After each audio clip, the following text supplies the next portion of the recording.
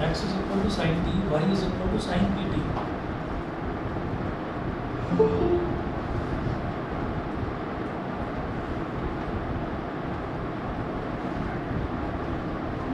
Y is equal to sin pt. Prove that.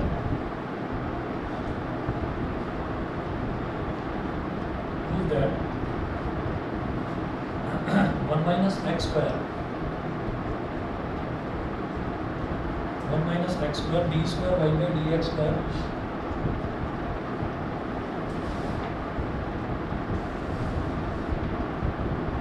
minus x dy by dx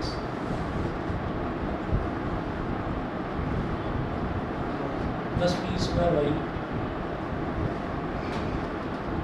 is equal to 0. इसको ये चीज़ prove कर दें.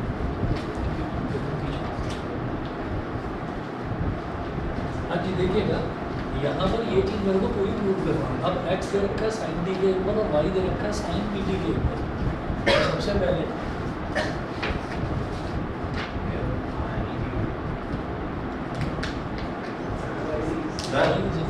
Sir ये देखो प्रणव ट्यूशन यहाँ रील भेज रहा है. प्रणव की ऑनलाइन नहीं ऑनलाइन तो नहीं है. ट्यूशन यहाँ से रील भेज रहा है. कहाँ है? रील भेज रहे हैं. हाँ इसकी मैं रील बनवाता हूँ आपको. हाँ, बनवाओ बनवाओ. इसकी बॉडी बनवाऊंगा मैं अभी. ये और वो वेदांत दोनों 1.5 हड्डी है. वीडियो वो जिम में एक्सरसाइज कर रहे हैं. वो दिखा दी मैंने सर. है ना उसमें पोज मार रहे हैं अलग अलग तरीके के. ये बड़ा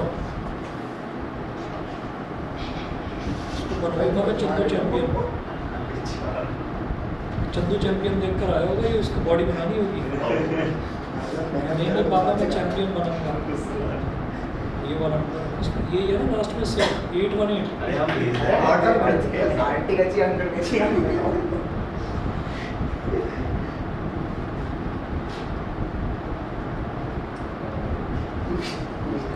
इसमें तो रिचार्ज ही नहीं हो रखा. तो सर आपके पास अंदर सर व्हाट्सएप कॉल करो सर. कितना शिफ्ट हो जाएगा. कौन सी रील बना रहे हैं ये? कहाँ पर जिम में बैठे हैं क्या दोनों? भेज रहा वेदांत बोल रहा था.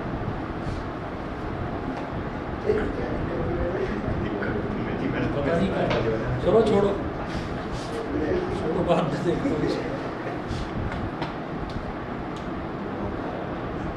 तो मेरे को एक दिन सड़क पर दिखाई दिया था वेदांत. वहाँ पर भी हंसता था. हंसता ही रहता है. आपको दिखाई देगा.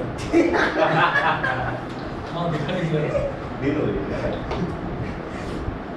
इनके टाइम पे दिखाई दे जाता है. अंधेरे में मर्ज हो जाता है ना. रिकॉर्ड हुआ है सर. चलिए डी बाई डी टी देखो. तो डी बाई डी टी निकालेंगे यहाँ पर. ये कैसे निकलेगा? साइन का तो हो जाएगा कॉस. तो कॉस पी टी. तो सबसे पहले साइन को डिफरेंशिएट करो. तो साइन का डिफरेंशियल तो कॉस हो गया. तो पी टी को डिफरेंशिएट करेंगे. टी के रिस्पेक्ट में करेंगे ना. तो डी बाई डी टी और पी टी ये एज पर चेंज होगी. अच्छा अब निकालेंगे यहाँ पर D x by d t. D x by d T हो जाएगा कॉस टी. अब क्या है कि करते तो टी को भी टी के रिस्पेक्ट में डिफरेंशिएट, लेकिन वो तो 1 हो जाता है. ठीक है. तो इसलिए वो करने की जरूरत नहीं. और d y by d t हमारे पास अभी आया. D y by d t is equal to cos p t into. और जब इसको डिफरेंशिएट करेंगे तो टी इधर है और टी का डिफरेंशियल क्या हो जाएगा 1. तो ये पी हो गया. और D x by d T में तो कुछ चेंज करना ही नहीं है. तो कॉस टी है. ठीक है. तो यहाँ से हम ये करेंगे कि दोनों को अगर डिवाइड कर दिया जाए d y by d t. इसको बोलेंगे इक्वेशन नंबर 1 और इसको बोलेंगे equation number 2. D y by d t upon d x by d t. D y by d t upon d x by d t is equal to cos p t into p upon cos t. अब इधर d t से d t cut गया. तो d y by d x is equal to p cos p t और cos t. ये d y by d x हो गया. इसको मैंने दे दिया इक्वेशन नंबर 3. ये d y by d x हो गया. अभी मेरे को ज़रूरत किसकी है? D square y by d x square की. तो क्या करेंगे? इसी इक्वेशन इक्वेशन को दोनों तरफ हम डिफरेंशिएट करना है, तो लिखेंगे differentiate equation 3 with respect to x, तो dy by dx of dy by dx is equal to dy by dx of p cos pt upon cos t। ठीक है, कई बच्चे इसमें क्या गलती करते हैं वो आप मत करना। ये डबल डेरिवेटिव जब निकालेंगे ना d square y by d x पर, वो क्या करेंगे इसका भी डबल डेरिवेटिव निकाल देंगे d square y by d t square, और इसका भी निकाल देंगे और फिर उसको डिवाइड कर देंगे, वो गलत हो जाएगा। वो गलत क्यों होगा मैं बताऊँगा अभी, पहले ये करते हैं। तो d y by d x का डी बाई डी एक्स जब लेंगे तो ये हो जाएगा d square y by d x.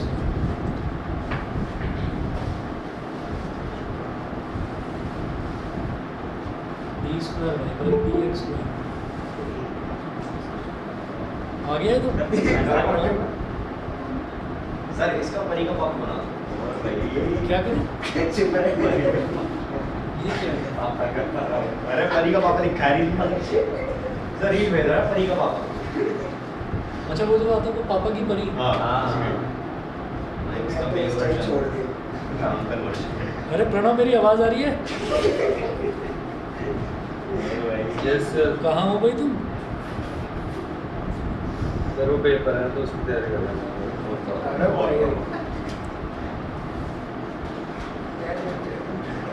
ठीक है, d square y by d x square d by d x.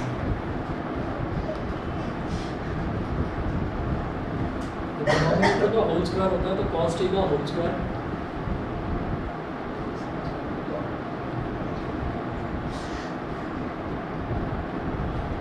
Question rule लगेगा तो डिनोमिनेटर का होल स्क्वायर, न्यूमरेटर में क्या आएगा डिनोमिनेटर एज इट इज, मतलब cos t as it is into, याद रखना क्या लिखेंगे डी बाई डी एक्स, क्योंकि डी बाई डी एक्स करो तो d by d x of p cos p t, p cos p t minus, अब numerator as it is p cos p t as it is,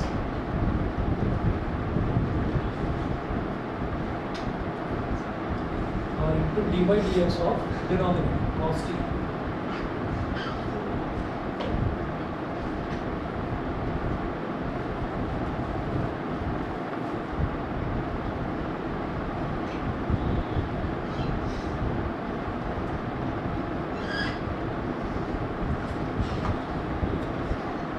जब इसको differentiate करेंगे तो constant तो as it is रहेगा। Cos का differentiate क्या हो जाएगा, सबसे पहले मुझे ये नहीं देखना होगा कि किसके रिस्पेक्ट में डिफरेंशिएट कर रहे हैं, हमें अगर कॉस का डिफरेंशिएट करना है तो कॉस का डिफरेंशिएट तो माइनस साइन होता ही होता है, सीधा सीधा। ये हो जाएगा माइनस साइन पी टी, ये तो कॉस का डिफरेंशिएट हो गया माइनस साइन, लेकिन फिर जो आगे पी टी है इसको डिफरेंशिएट करेंगे एक्स के रिस्पेक्ट में, यानी कि d by d x of p t minus ये p cos p t as it is, और जब इसको डिफरेंशिएट करेंगे तो cos t का डिफरेंशिएट क्या होगा माइनस साइन टी, और जब t को करेंगे ये हो जाएगा d t by d x, d by d x of t, इसीलिए d by d x of t है, ठीक है। और अपॉन में क्या है cos t का होल स्क्वायर, cos t का होल स्क्वायर। यहाँ तक बता दीजिए, यहाँ तक क्लियर है? सही है, ठीक। अब जरा देखिएगा कि d square y by d x square, d square by d x square is equal to cos t into p, और माइनस साइन है तो यहाँ लिख देंगे minus p cos t into sine p t. जब d by d x of p t करेंगे तो p तो कॉन्स्टेंट है, p will remain as it is, और टी का डिफरेंशियल क्या हो जाएगा d t by d x, D t by d x. यहाँ तक बता दीजिए, यहाँ तक क्लियर है, ठीक है। अच्छा अब ये माइनस है और ये भी माइनस है, तो minus minus plus, plus p sine p cos p t और d t by d x, इतना हो गया अपॉन cos t का whole square.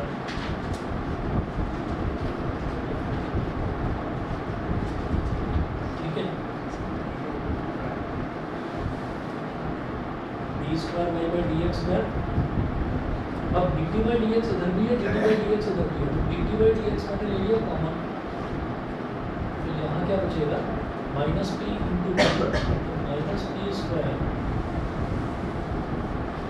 Cos t sine p t, और ये हो जाएगा प्लस पी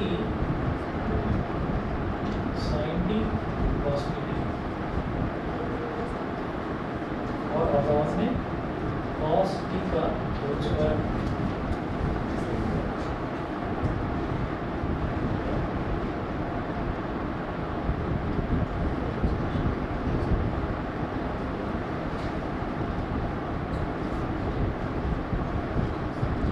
यहाँ तक बोलिए जी, समझ गए? अब देखिएगा जो ये d t by d x है, ये क्या होगा, d x by d t तो मुझे पता है ना कॉस टी है, तो d t by d x क्या हो जाएगा, 1 cos t, d square y by d x square is equal to d t by d x क्या हो जाएगा 1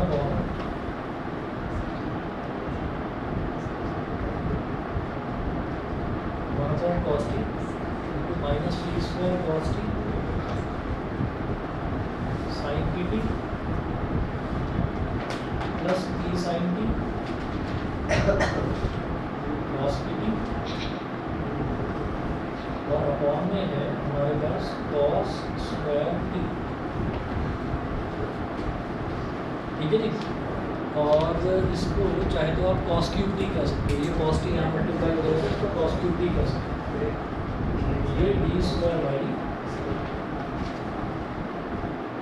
डी एक्स स्क्वायर, ये आ गया हमारे पास minus p square cos t sine p t plus p sine t cos p t, और cos cube d square by d x square आ गया, और एक d y by d x की हमको ज़रूरत थी वो आ चुका है, वाई हमको पहले से ही पता था। अब मेरे को ये जो लेफ्ट हैंड साइड है, इस लेफ्ट हैंड साइड में सारी वैल्यूज रखनी है और आंसर निकालनी है। देखिए मैं कैसे करेंगे, सर जब आपने यहाँ पे डी का डी बाई डी एक्स किया था, हाँ आपको पी वहाँ कैसे दिया? क्योंकि पी कांस्टेंट है, क्योंकि पी कांस्टेंट है तो पी तो एज इट इज ना, और टी का क्या हो गया D t by d x, क्योंकि मैं एक्स के रिस्पेक्ट में कर रहा हूँ। अगर टी के रिस्पेक्ट में करते तो टी का 1 ही हो जाता इसमें, क्यों होता, क्योंकि D t by d T होता है ना। यहाँ मैं एक्स के रिस्पेक्ट में कर रहा हूँ, क्योंकि मुझे d square y by d x square, बताइए जी क्लियर है? एक बार देख लेना, नोट कर लो एक बार पूरा, ठीक है? अलग टाइप का है क्वेश्चन, ठीक है? पेपर में आ चुका है ये? अच्छा चलिए, ये मैं बिठा रहा हूँ इधर से, इधर का नोट कर लिया तो बताओ।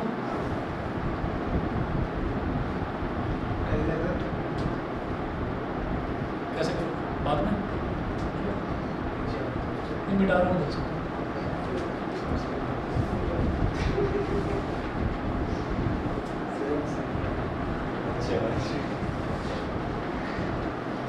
अब देखिएगा लेफ्ट हैंड साइड इसका लेकर चलेंगे, लेफ्ट हैंड साइड है 1 माइनस एक्स स्क्वायर इंटू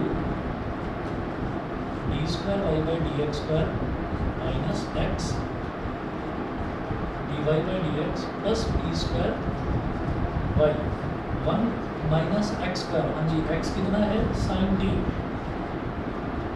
तो 1 minus sine square d square y by d x square, d square y by d x square ये है, माइनस पूरा ब्रैकेट न्यूमरेटर वाला minus p square cos t sine p t plus p sine t cos p t, ये numerator हुआ, और denominator में क्या है cos cube t, cos cube t, ये मेरे पास हुआ 1 minus x square into d square y by d x square की जो यहाँ से वैल्यू निकाली थी वो मैंने रख ली है, ठीक है? माइनस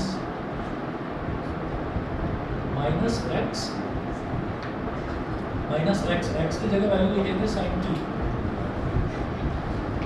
एक्स की जगह वैल्यू लिखेंगे साइन टी, और d y by d x कितना आया था, d y by d x आया था हमारा p sine p t, p cos p t से साइन का हो गया था कॉस और पी कॉस पी टी, और इसका था कॉस टी, अभी d y by d x लिखा था ना, x d y by d x plus square और वाई की वैल्यू साइन पी टी। बताइए जी, यहाँ तक क्लियर सभी को? ठीक है, अच्छा जी। अब इसके बाद 1 minus sine square T is cos square T, ठीक है, मल्टीप्लाइड बाई, यहाँ ब्रैकेट में लिखेंगे, भाई ध्यान से समझ लो, क्वेश्चन इंपॉर्टेंट है, p square cos t into sine p t plus p sine t into cos p t upon जो ये कॉस क्यूब टी है, इसको कैसे लिख दूंगा, इसको मैं लिख दूंगा cos square T into cos T, ताकि एक कॉस स्क्वायर टी से ये कॉस स्क्वायर टी कट जाए। उसके बाद इसकी क्या जरूरत है? ऐसी क्यूब पर उड़ा दे तब भी दिक्कत होती है। अरे क्यूब का यहाँ पर स्क्वायर है ना, हाँ तो मतलब अच्छा अच्छा, हाँ हो जाए कर सकते हो, कर सकते हो, ठीक है। अच्छा, अब इसके बाद देखिएगा, ये हमारे पास sine t upon cos t है, जिसको मैं टैन टी बोल सकता हूँ, ठीक है। तो ये अगला टर्म हमारे पास ये वाला टर्म हो जाएगा माइनस का p cos p t with minus sine, और sine t upon cos t is tan t, ठीक। और ये लास्ट में p square sine p t, ठीक है जी। बस एक स्टेप और ये प्रूव हो गया बस, माइनस पी स्क्वायर। अब ये जो है ना, ये वाला टर्म और ये वाला टर्म, उनको दोनों को स्प्लिट कर दो, minus p square cos t into sine p t upon cos t और plus p sine t into cos p t upon cos t minus p cos p t into tan t और plus का p square sine p t. इधर cos t से cos t cut गया तो क्या बचा, minus p square sine p t, और इधर क्या plus p square sine p T. तो इस पूरे से ये पूरा कैंसिल आउट हो गया। और इधर देखिए, ये sine t upon cos t will be tan t, तो p tan t into cos p t और minus p cos p t into tan t. तो दोनों सेम ही तो टर्म है, एक प्लस का एक माइनस का, ये भी कैंसिल आउट हो गया, इज इक्वल टू 0। यही प्रूव करना, ठीक है जी। तो बस ये याद रखना है कि d square y by d x square कैसे निकालना है। आपको d y by d x निकालने के बाद फिर उसको डी बाई डी एक्स मतलब एक्स के रिस्पेक्ट में ही दोनों तरफ डिफ्रेंशिएट करना है। अब आया कितने का था, 3 नंबर का, 3 नंबर का, 5 नंबर का होना चाहिए। तो फिर ऐसा हो सकता है ना, सही काम कर वो आपस में मुझे लगता है जानते होंगे एक दूसरे को, तुम्हारे टीचर और तुम्हारे टीचर। अच्छा, सेम स्कूल है तुम्हारा दोनों का? मैं ये प्रणव वाले में, ये वेदांत वाले में। मतलब उत्तम के कॉलेज है। अच्छा, ये नहीं पता मैं। तुम्हारा गोविंदपुरम वाला है और तुम्हारा संजय नगर। मैं सोचूं मैंने कहा कैसा सेम। चलिए जवाब बताइए। पेपर कैसा कैसा प्रणव बताएगा ही नहीं। अरे करो अरे प्रणव, ये वाला पेपर में आया था क्वेश्चन तुम्हारे यहाँ? प्रणव भी है, सुमित भी है, बता नहीं रहे थे।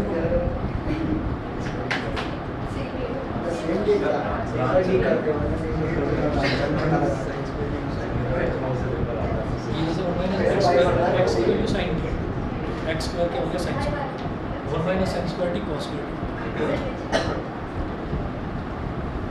ये मुझे लग रहा है लास्ट में मैंने 2 या 3 क्वेश्चन छोड़े थे आपको करने के लिए दिए थे डिफरेंशिएशन के, डबल डेरिवेटिव वाले में। देखना होती उन्हीं में तो नहीं है कहीं, ये जाना पहचाना लग रहा है क्वेश्चन ये वाला। तो मुझे मैं इस धोखे में रह गया कि आप लोगों ने कर लिया होगा ये। जो भरोसा करता है वही होता है। फिर वही यार देख लो, भरोसा तो बात करता हूँ।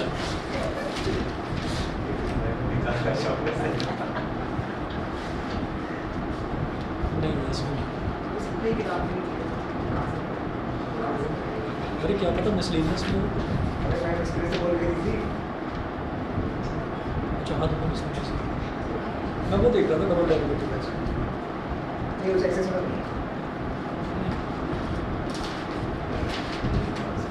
अलग से एग्जाम में तो हो सकता हम्म? है एग्जाम एक सप्ताह का हो सकता है या फिर लास्ट ईयर के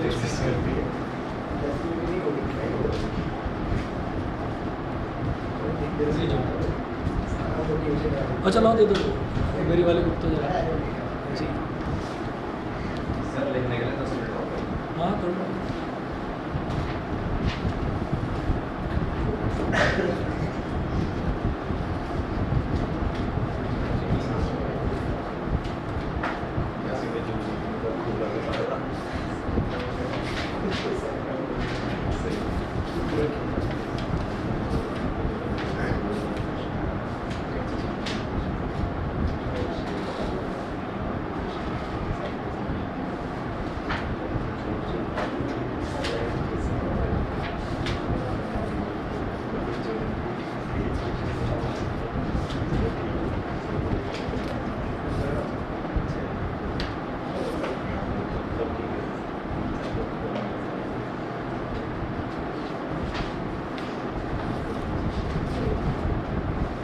सेकंड डेरिवेटिव टेस्ट हमने करा था और उसमें एग्जाम्पल नंबर 20 करूँगा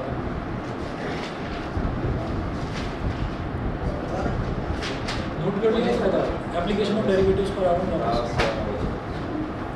भाई ऑनलाइन वाले बच्चे बताते हैं कि प्रणव और सुमन ने कुछ बताया नहीं मेरे को पेपर में तुम्हारे पेपर का क्वेश्चन है ये करा था कि नहीं लगाया तो था कितने बोला सही मेरा गलत हो गया था। और सुमन तुमने बताई थी भाई ने मौका बट टेस्ट भाई बाकी बताए भाई अक्षय आदित्य अथर्व समझ में आ गया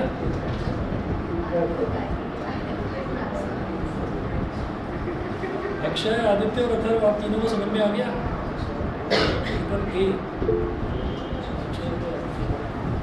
चलिए जी बिठा रहा हूँ कंप्लीट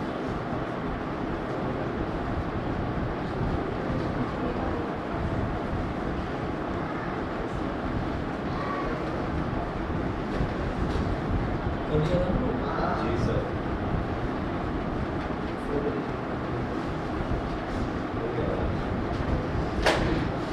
चलिए जी एग्जाम्पल नंबर 20 देखिएगा मैं सेकंड डेरिवेटिव टेस्ट कर रहा था सेकंड डेरिवेटिव टेस्ट मैंने ना सिर्फ लिखवाया था और उसके क्वेश्चंस नहीं करे थे तो एग्जाम्पल नंबर 20 देखेंगे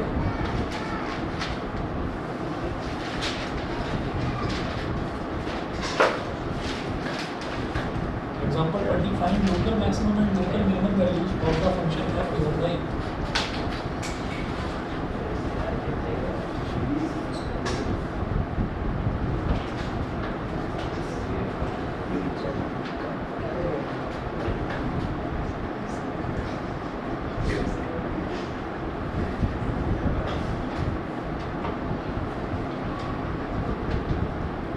and local maximum and local minimum values of the function f given by u.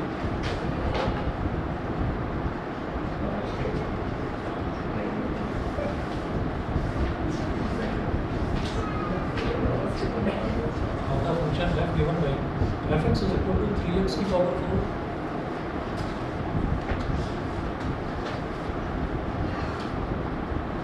3x की power 2 plus 4x की power 3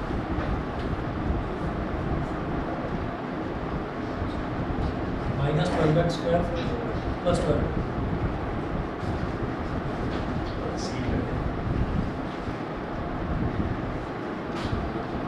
ये इसकी लोकल मैक्सिमम और लोकल मिनिमम वैल्यू मेरे को बतानी है इसकी तो अब क्या करेंगे सेकंड डेरिवेटिव टेस्ट इसमें लगाते हैं कैसे करेंगे सबसे पहला जो स्टेप है हमारा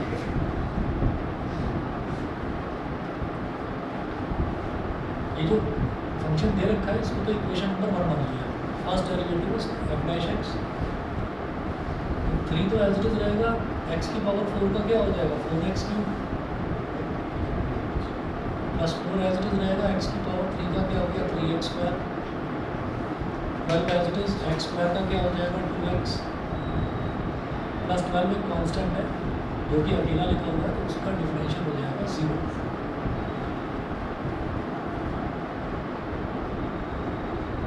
f dash x is equal to 3 4 are 12 x cube plus 4 3 are 12 x square minus 24x ठीक है ये f dash x first derivative निकला इसको बोल दीजिए इक्वेशन नंबर 2 अगला काम हम क्या करते हैं क्रिटिकल पॉइंट यहाँ पर भी निकालेंगे f dash x को 0 के बराबर रखेंगे understood f dash x is equal to 0. 12x cube plus 12x square minus 24x is equal to 0. तो अब क्या करेंगे, ये जो तीन टर्म्स हैं तीनों की तीनों टर्म को मेरे को 12 और x कॉमन आता हुआ नजर आ रहा है। तो ये क्या हो जाएगा, x square plus x minus 2 is equal to 0। समझ गए होंगे इतना, ठीक है। उसके बाद देखिए अब ये जो 12 है ये तो कांस्टेंट है, तो कांस्टेंट को ले जा सकता हूँ 0 के नीचे, तो 0/12 हमारा 0 हो जाएगा, ये बचेगा x और इसका मिड टर्म स्प्लिटिंग करने की कोशिश करते हैं, x square plus 2x minus 1x minus 2 is equal to 0।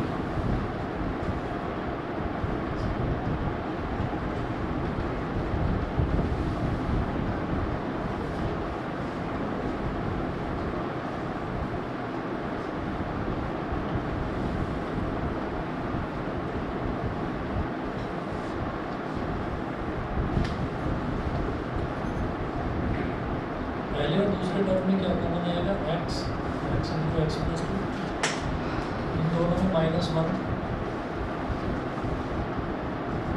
Is equal to 0। तो x into x plus 2 x minus 1 is equal to 0। तो हमारे पास ये इसकी मिड टर्म स्प्लिटिंग हो गई। तो यहाँ से हमारे पास x की क्या क्या वैल्यूज आ जाएंगी, x is equal to 0, x plus 2 is equal to 0 यानी कि x is equal to minus 2, x minus 1 is equal to 0 यानी कि x की वैल्यू 1। तो ये तीन वैल्यूज आ गई, x की तीन वैल्यूज, एक तो 0, एक माइनस 2 और एक प्लस 1, ये तीन वैल्यूज आ गई। अब ये क्या कह रहे हैं कि लोकल मैक्सिमम और लोकल मिनिमम वैल्यूज निकालनी है, पॉइंट ऑफ लोकल मैक्सिमम नहीं निकालेंगे खैर क्योंकि उसकी जरूरत पड़ती है। तो देखिए कैसे करेंगे, ये मेरे पास क्रिटिकल पॉइंट्स आ गए 3। अब क्या करना है मुझे, फर्स्ट डेरिवेटिव निकालिए, इसके बाद आप क्या करेंगे, डबल डेरिवेटिव निकालेंगे, f डबल डैश x लिखें, लेट अस डिफरेंशिएट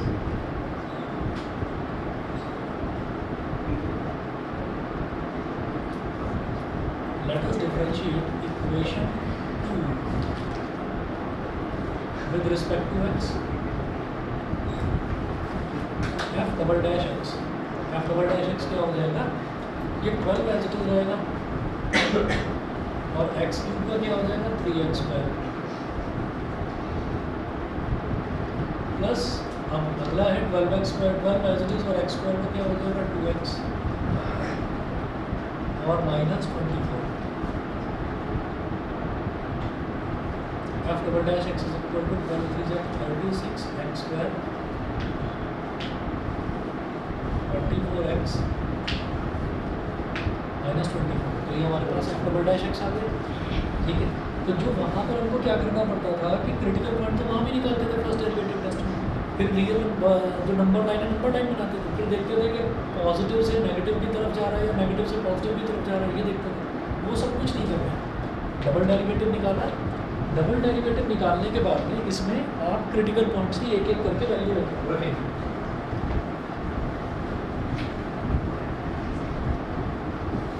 और अगर डबल डेरिवेटिव आपका लेस देन 0 आ जाता है यानी कि नेगेटिव आ जाता है, तो आप कहेंगे it is a point of local maxima. और अगर ग्रेटर देन 0 आता है तो आप कहेंगे it is a point of local minimum. ठीक, तो क्या करना है, हमारे पास जैसे 0 है तो f डबल डैश 0 निकालेंगे, f डबल डैश 0, तो f डबल डैश 0 क्या हो जाएगा 36 इंटू 0 का स्क्वायर प्लस 24 इंटू 0 माइनस 24। ये भी 0 रिजल्ट क्या आ गया माइनस 24, ये हो गया less than 0। So x is equal to 0 is a point of local maximum. X is equal to 0 is a point of local maximum. ये लोकल मैक्सिमा का point, बस इतना ही चेक करना होता है, लेस देन 0 है या ग्रेटर देन 0। ऐसे ही अगला क्रिटिकल पॉइंट क्या है -2, तो f double dash -2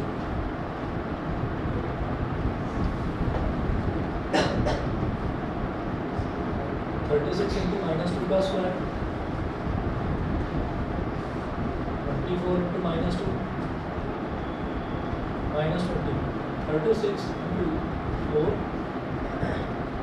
-48 -24, 4 6 are 24, 4 3 are 12, 40, 144 minus 72, 72 आ गए, यानी कि greater than 0. So x is equal to -2 is a point of local minima. अगर ग्रेटर देन 0 है तो मिनिमम, अगर लेस देन 0 है तो मैक्सिमम.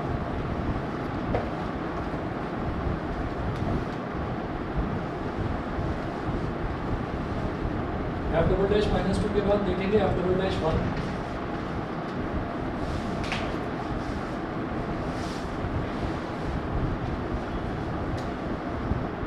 (36 into -1 का स्क्वायर, 24 into -1 -24, -1 का स्क्वायर हो गया +1, ये हो गया 36 -24 -24, 36 -48 यानी कि -12 लेस देन 0. सर हाँ +1, अरे हाँ +1 है, सॉरी +1.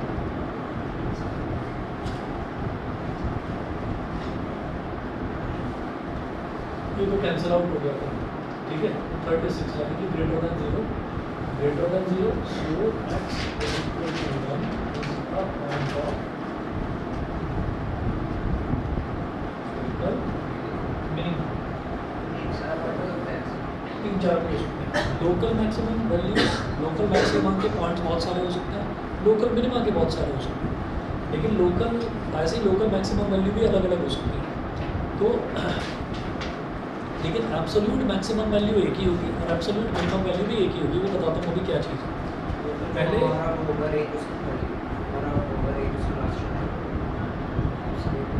हाँ, अगर रेंज दे रखी है तो जैसे इस क्वेश्चन में रेंज नहीं दे रखी है तो हम क्या करेंगे, अभी पहले एक एक करके वैल्यूज निकालते हैं. हमारे पास x is equal to 0 is a point of local maximum. तो इसका मतलब क्या होगा, therefore local maximum value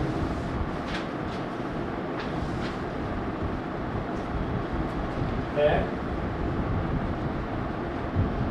x is equal to 0 is, जब लोकल मैक्सिमम वैल्यू निकालनी है तो आप क्या करेंगे, जो ओरिजिनल फंक्शन दे रखा है उसमें x की वैल्यू 0 डाल दें. ठीक है ना, x is equal to 0 पर लोकल मैक्सिमा आ रहा है तो लोकल मैक्सिमम वैल्यू कैसे निकलेगी, जो x की वैल्यू 0 है उसको ओरिजिनल फंक्शन में डाल देंगे. तो f0 is equal to 3 into 0 की पावर 4 प्लस 4 into 0 का क्यूब माइनस 12 into 0 का स्क्वायर और प्लस का 12. एक तो ये आ गई 12.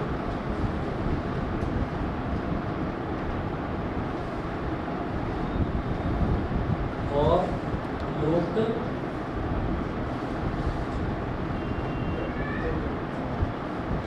मिनिमम वैल्यूज तो 2 आ रही हैं eight x is equal to -2 is f -2 is equal to 3 -2 की पावर 4 into -2 का क्यूब -12 into -2 का स्क्वायर प्लस 12 -2 की पावर 4. ये क्या हो जाएगा 16 0 48 -2 का क्यूब इज -8 4 जा -2 का स्क्वायर इज 4 into -12 इज -48. ये -48 plus 48 -20. तो एक तो ये हो गया. और फिर निकलेगी लोकल मिनिमम वैल्यूज की 2 हैं. Local minimum values at x is equal to -2 is this. फिर लिखेंगे at x is equal to +1 is f1. f1 कितना हो जाएगा 3 into 1 की पावर 4 4 इंटू 1 की पावर 3, 12 इंटू 1 का square plus 12, 3 plus 4 minus 12 plus 12 हो गया 7। तो दो लोकल मिनिमम वैल्यूज़ है, एक x इज इक्वल टू -2 पर -20 और एक 1 पर 7, और एक लोकल मैक्सिमम वैल्यू है वो 12 है।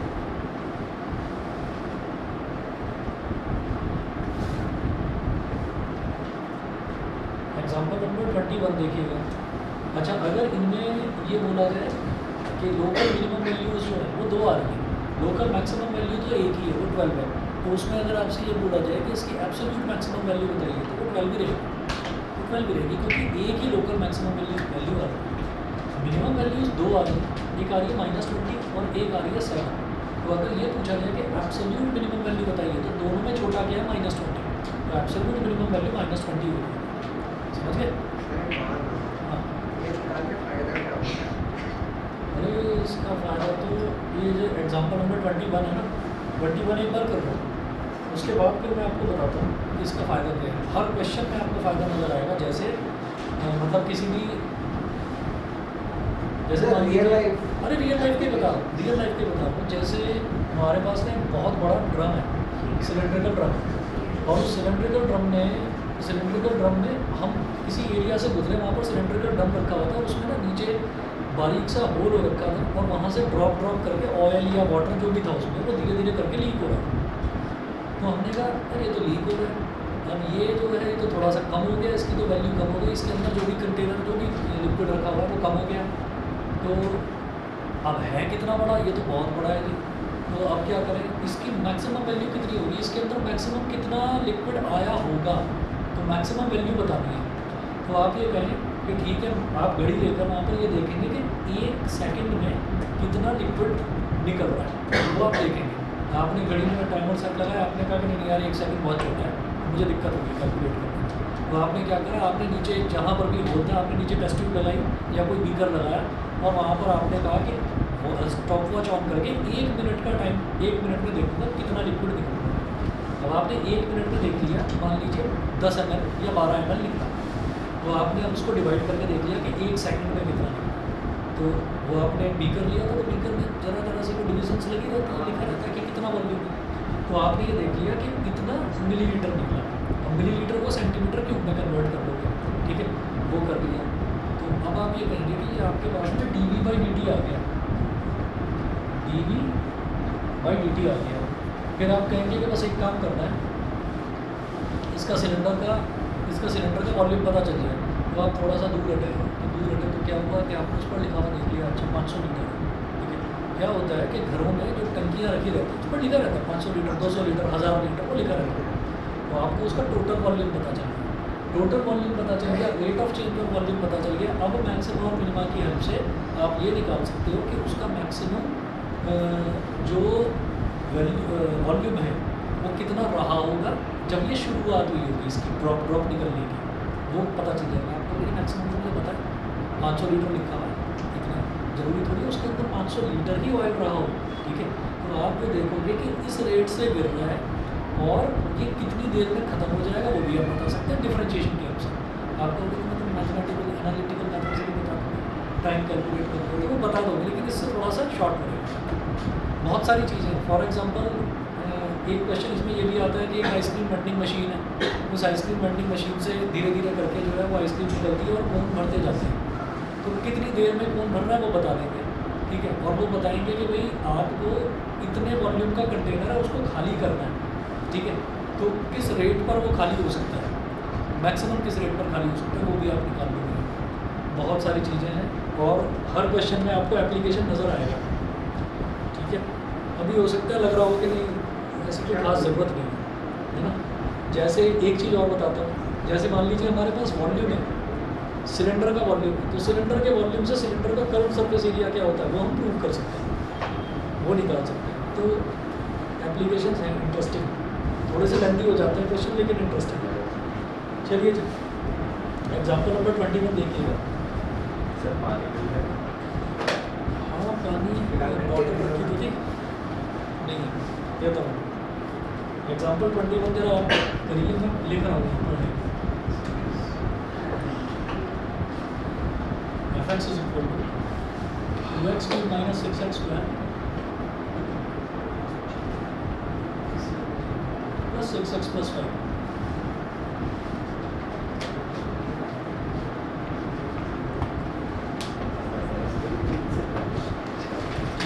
अब इसमें बताइए कि क्या होता है इसमें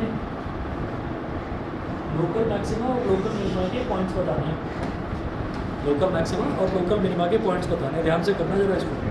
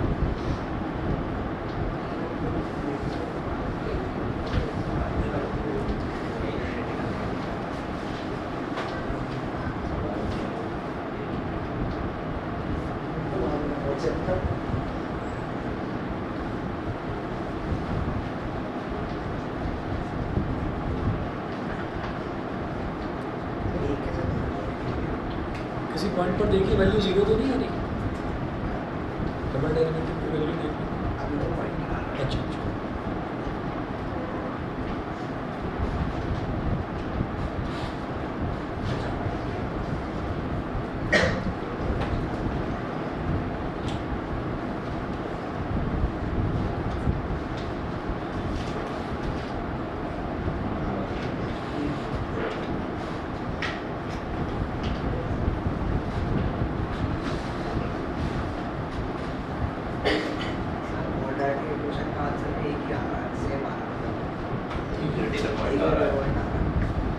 एक ही क्रिटिकल पॉइंट आ रहा है। अब जरा उस क्रिटिकल पॉइंट पर देखो डबल डेरिवेटिव कितना है। डबल डेरिवेटिव जीरो आ रहा है, इसका मतलब सेकंड डेरिवेटिव टेस्ट फेल हो गया, फर्स्ट डेरिवेटिव टेस्ट प्लस 6 ये इक्वेशन बन गई, ये इक्वेशन बन गई। अब put f dash x is equal to 0।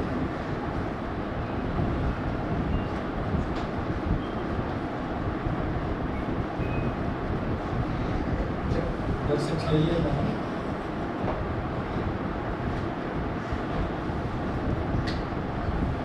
उधर चला जाएगा, ये क्या आ गया x माइनस 1 का whole square is equal to 0। तो x minus 1 is equal to 0 यानी कि x is equal to 1।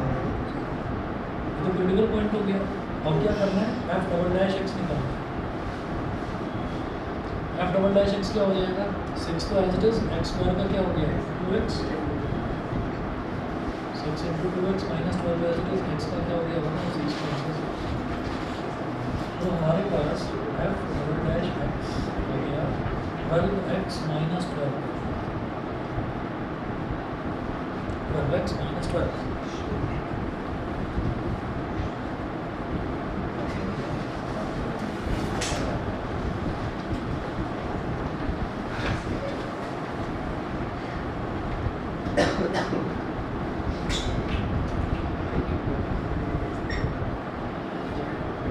f double dash, अब जैसे x की वैल्यू 1 आई है, क्या करेंगे f डबल डैश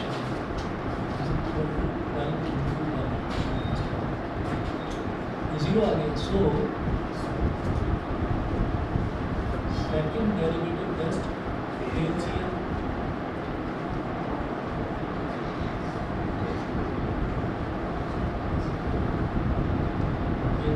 अब यहाँ पर फर्स्ट डेरिवेटिव टेस्ट एक बार ट्राई करें।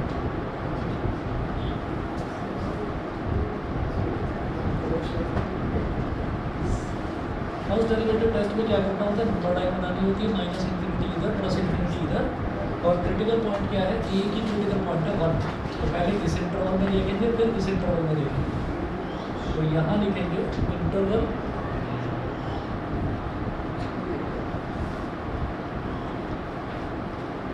Minus infinity comma 1 comma infinity, assume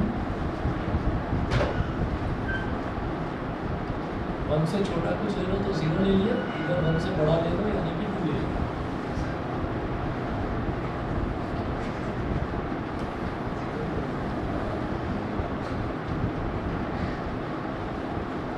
याद रहे सेकंड डेरिवेटिव टेस्ट यहाँ भी फेल होगा, वहाँ फर्स्ट डेरिवेटिव टेस्ट लगाकर जरूर देखेंगे।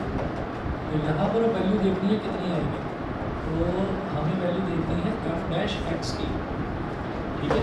और एफ डैश एक्स हमारा कितना था, 6x² माइनस 12x प्लस 6। तो 6 इंटू 0 का square minus 12 into 0 plus 6 is equal to 6 which is greater than 0। Greater than 0 ये प्लस हो गया, फिर 6 इंटू, अब x की वैल्यू 2 ली है, 1 और इन्फिनिटी के बीच में वैल्यू हमने 2 ले ली, 6 इंटू 2 का स्क्वायर माइनस 12 इंटू 2 प्लस 6। तो 6 इंटू 2 का स्क्वायर, 2 का स्क्वायर 4, 4 6 है 24, 24 plus 6 is 30 minus 24, 6 greater than 0। तो ये भी पॉजिटिव है, तो कोई साइन चेंज नहीं हो रहा। तो हम ये कहेंगे कि ये पॉइंट ऑफ इन्फ्लेक्शन है, यहाँ पर कोई लोकल मैक्सिमम या कोई लोकल मिनिमम का पॉइंट होगा ही नहीं, क्योंकि फर्स्ट डेरिवेटिव टेस्ट ने इस चीज़ को क्लियर कर दिया। सेकंड डेरिवेटिव टेस्ट तो फेल हो गया था, फर्स्ट डेरिवेटिव टेस्ट करा, अगर मान लीजिए पॉजिटिव से नेगेटिव हो जाता है तो हम ये बोलते हैं कि ये वाला जो है this is the point of local maximum, ठीक है ना। ये होता है, देख लीजिए इसका आंसर भी ये है।